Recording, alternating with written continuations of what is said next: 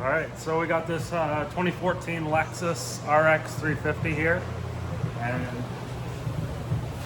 the problem is the differential vent that's located on top of the diff is seized shut, so a lot of pressure is built up, and these seals haven't started leaking yet, but they will.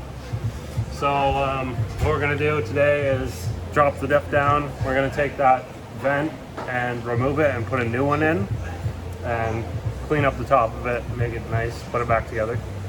Sometimes if you can't get a new vent, you can always just try to free it up with a pair of pliers. This one actually looks somewhat accessible, so you can get up there and free it up, but there's other ones there isn't enough room, you wouldn't be able to get up there. So you're taking off the exhaust? Yeah, right now I'm going to take the exhaust off in order to take this mount off that holds the diff up, and then we'll be able to drop it down just enough. I think I'm going to try to leave the axles in it and see how far down I can take it, if there's enough room to get that vent out. So I decided not to drop the exhaust down all the way.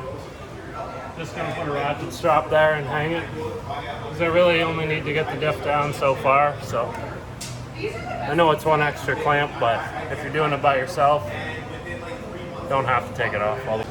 So I'm going to try to take these bolts out of the back without taking the sway bar off. I know it's they're directly in the way. I just used one of these swivelly extensions with a short 17 millimeter socket, and I was luckily able to get in there. I'm hoping I can take the bolts out without them running into the bar. Okay, so I got looks like they use like a cage nut that's on the top. Well, it's actually a nut with an arm on it that sticks into the frame so that it can't spin. But what happens is it gets so rusty, the arm either breaks off or it bends up, and then the nut spins around up top. So it's a 17 millimeter nut.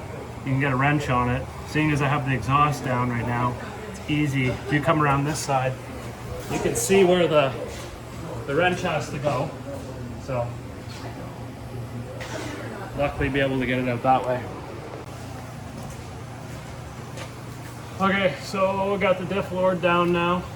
It's on there pretty sturdy, just a ratchet strap on the engine crane. I know this isn't the way you should do it. Should have a transmission jack. But it's at another shop right now and I'm too lazy to go get it, so we're improvising. So I left the axles in.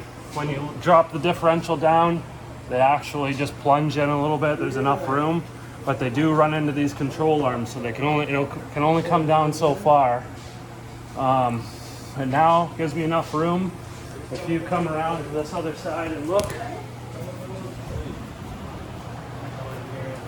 you'll be able to see.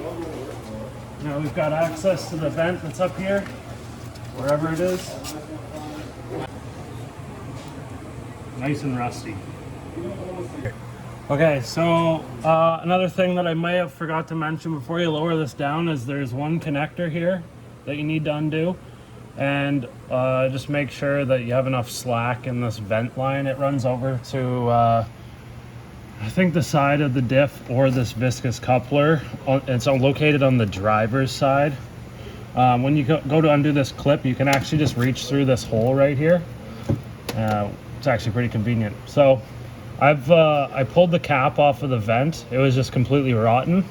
But in order to take the vent out, like a bunch of them are just pressed in. So grab yourself a chisel and make sure that you sharpen it up real nice. Get a nice edge on it. And then you're just gonna come in right between the aluminum and the steel portion of the vent. And then you can just go ahead and start to try to get it to separate.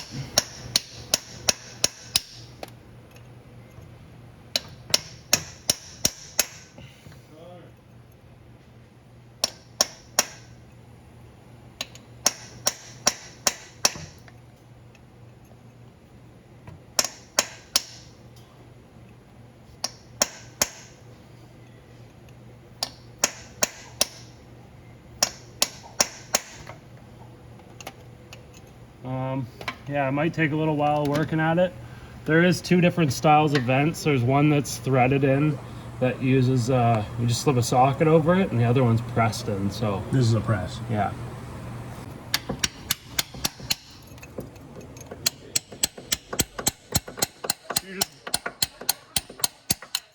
You're just wiggling it back and forth?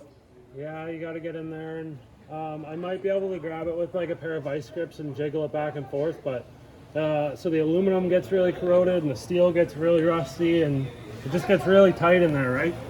But it sucks because it's press fit, so I just find that it's best to get in there with the chisel, and I'll switch the sides.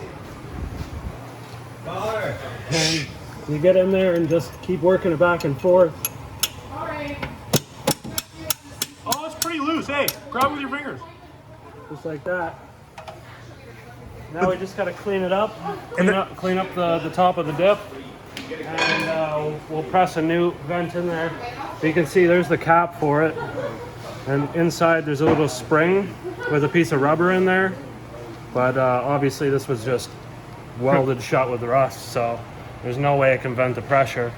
And as you're driving down the highway, the fluid starts getting hot and builds up pressure, and the oil has nowhere to go but out the seals.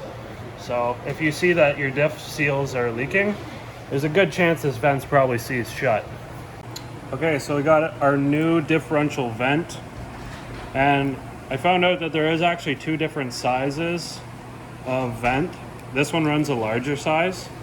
So to install these, it's just a press fit.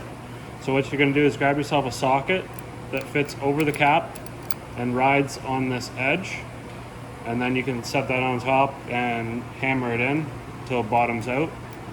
Just try not to hammer it too hard. The case is made out of aluminum, so you got to really watch. Don't want to whack it and then fracture the case or something stupid like that. So okay, so before we press this in, you got to make sure the top of the differential is clean so that you don't have any corrosion, dirt, all that stuff. It's ideal to clean off the top of the diff before you pull the vent out so that you don't have any stuff go inside. It really wasn't too bad before I pulled it out, but I just put my finger over the hole and used compressed air to just blow all the dirt and stuff off. So now I've got my vent and socket. I'm ready to put it in, so just get up here, start it.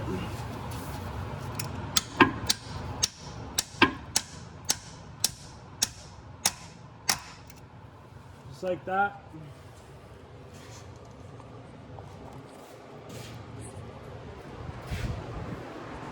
That's how it's done? Yep. Okay, so just to recap, the bolts that need to come out on the back of the subframe that go into the back of the differential housing, you've got this thing with a big weight on there. There's two 17mm bolts, this big. I did not have to remove the sway bar in order to get those out. I was able to actually tilt this up a bit and take this bolt out and then loosen the other one off and tip it up and remove that bolt. So that gets these ones out. Then moving on to the front, there's a cross member piece that runs down underneath of the differential. To remove that, you've got two long bolts like this. They're also a 17mm head. And on top of them, you've got two nuts. There's these nuts, they have a finger on them. I'm gonna straighten this back out when I put it back in. And the reason for this finger, it goes inside of the subframe to keep it from spinning. But what happens is you get a lot of rust buildup, or this thing starts to move up and it ends up bending the finger. Hopefully it's not really, really rusted, otherwise sometimes they snap off.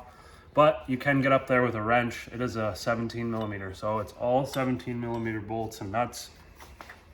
And as you can see, I didn't even have to remove the drive shaft. Only dropped the exhaust down part way. Don't have to take the axles out. The only thing you got to worry about is the electrical connector that goes, plugs in on top of the differential. And there's also that vent line. I just undid it off the side of the diff. You'll be able to see it. Yeah, it goes right on there. So once you get those off, you can drop the diff down far enough. It doesn't have to completely come out if you don't want to take it all the way out. So that's going to give you lots of room to work on it. So as the diff's being raised back up in, you have to plug in that connector, or you won't be able to get your hand in. And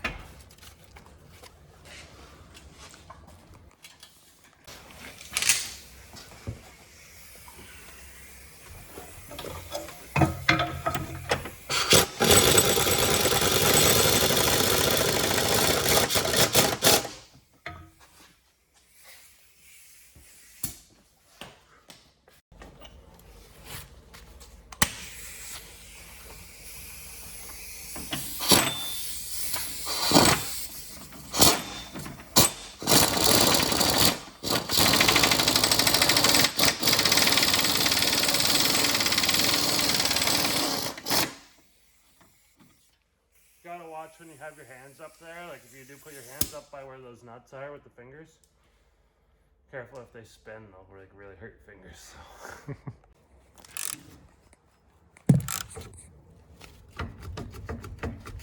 so you can just get it in there with that wobble extension. Yeah.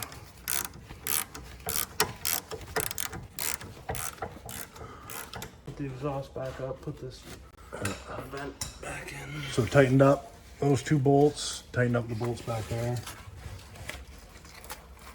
Connected the wires clip up here. Here's the hose over here. Oh, so you can't feel it. Right on the back of your finger there. I can't see what I'm doing.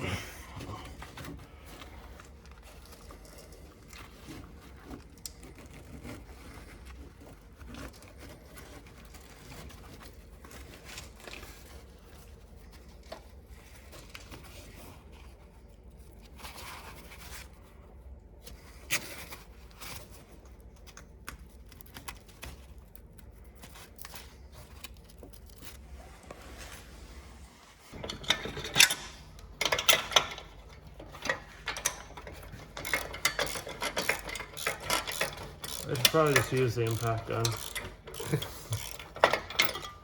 So tighten those up, and that's it. Yep. Stay tuned for more videos. Don't forget, like, comment, subscribe.